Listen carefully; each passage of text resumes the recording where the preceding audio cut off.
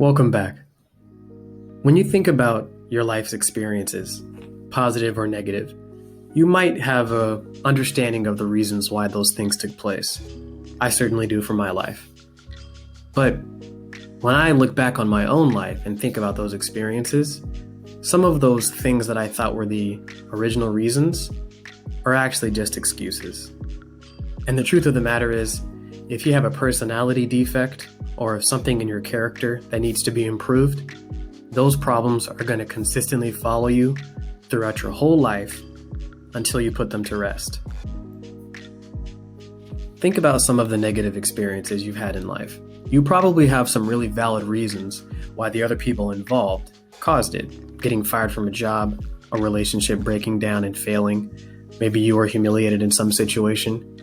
And you probably have some really valid reasons for why they took place that involved other people. But it might be a little bit more productive and more helpful for you in the long run if you can find a way to focus and find what your responsibility is in all of those situations. People throw around responsibility and accountability a lot these days, but I actually think the way people use responsibility is partially incorrect. Let's discuss what I think it really means. Responsibility just means response. So whatever a situation is, regardless of if you caused it or if you didn't, you still are going to have to take action and respond to that situation. So it doesn't always mean fault. The reason why that's important is because you can take the shame and feeling bad about yourself or feeling embarrassed out of a situation, which enables you to do a better job of solving it and not repeating that kind of an experience.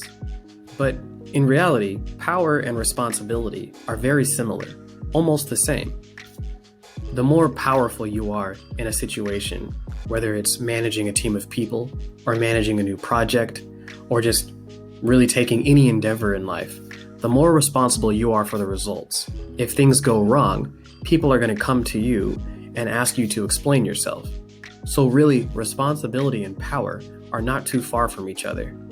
Therefore, the more responsibility you take of your life, the more powerful of a person you become. You can probably see why I'm bringing this up. If you can take responsibility for all of your experiences, both negative and positive, you can get a really good glimpse as to who you are as a person. You can see, wow, these parts of my personality and my mindset are great, but these could use some improvement.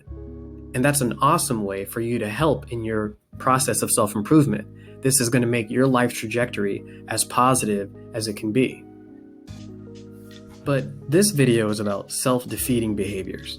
In many ways, your character and your personality and your mindset is kind of like a ghost. It follows you wherever you go. Sometimes it can guide you positively, but sometimes it can haunt you. And the only way to know is to take a really close look and introspect and think about your experiences and really try to identify what patterns of behavior consistently emerge in your life and consistently create problems. Here's how to do it. It's called a failure check or a failure audit. Make a list of every experience in your life that you consider to be less than stellar or even a failure. Make a long list, or maybe a short list if you don't have that many experiences. In the next column, write the reasons why you think that happened, taking responsibility of only your actions, not worrying about what the other person or situation's involvement was. Make a list and explain, what did you do that contributed to this problem?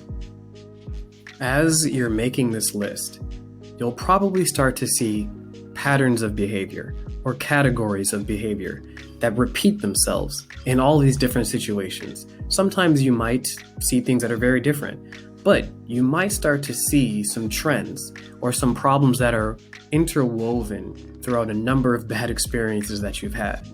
And though this exercise might be painful or conjure up some really bad memories, my bad memories make me cringe to this day, you'll at least have the intel that you need on what to work on. And then the good news is, if you can fix these problems, it's going to have a positive cascading effect and really fix a lot of parts of your life.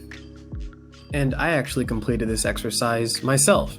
And it was really insightful. When I kind of take a look at some of the problems that I've experienced, oftentimes they came from just maybe not putting forth enough effort or having the right killer instinct.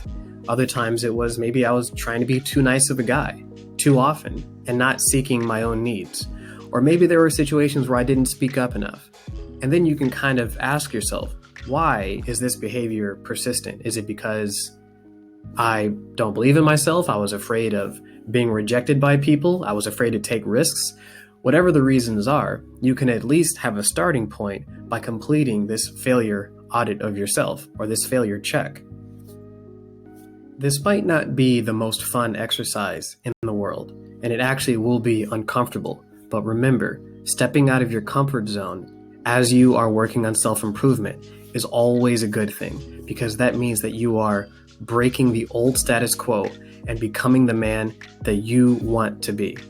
So remember, think about some of your bad experiences and failures, take full responsibility for what your role was in those failures, and then work on fixing them.